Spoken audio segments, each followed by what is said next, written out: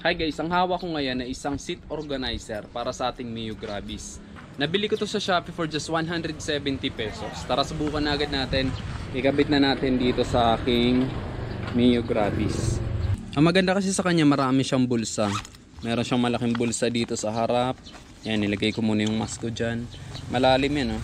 Kasya ang buong kamay ko. So marami tayong pwedeng mailagay dyan.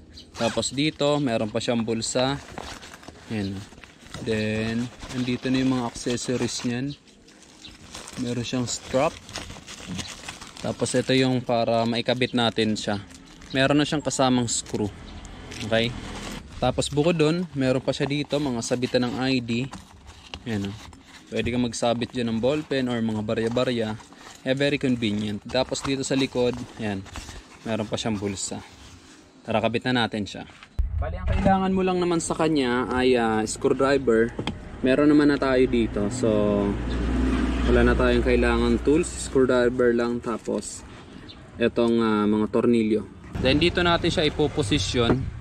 Magiging itsura niya. Ganyan siya.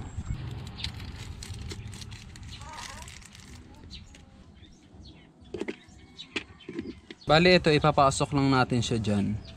Para yan ang magsisilbing lock niya. Yan guys, ikabit na natin siya. Bali, dalawang screw lang ang nilagay ko. Enough naman na yun at matibay naman siya. Kasi leather naman to. So hindi naman siya matutuklap. Tsaka hindi naman natin lalagyan na mabigat yan. Then ito, pinabayaan ko na lang din. Hindi ko na siya sinabit doon. Kasi pag sinarado mo yan, yan, bababa naman siya ng husay. Hindi naman siya nakaharang. Kaya okay na yan, ganyan lang siya, di ba?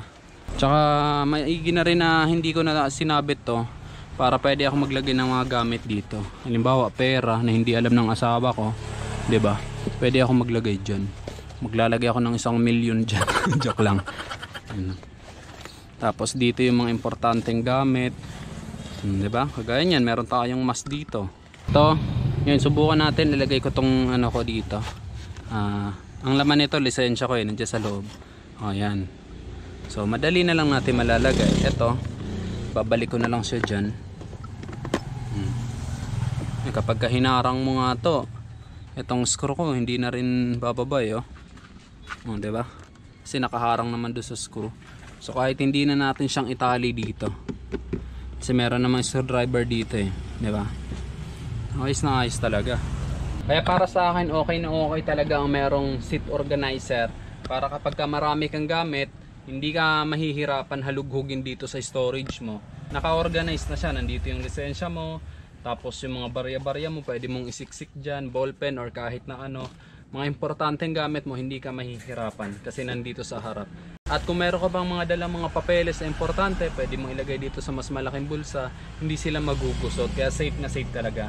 Malaking tulong to para sa mga kagaya ko na maraming laman palagi ang storage. Gaya niyan ako, nandito lagi yung kapote ko, tapos yung gloves ko, tapos meron pa akong tali dito. Masyado malaking space ang kinakain nila. Kaya malaking tulong na meron tayong ganyan. At least kahit papano nagkaroon ng space. So pwede pa ako maglagay ng mga gamit dyan. Yan, oh. Kaya useful talaga na meron tayong seat organizer.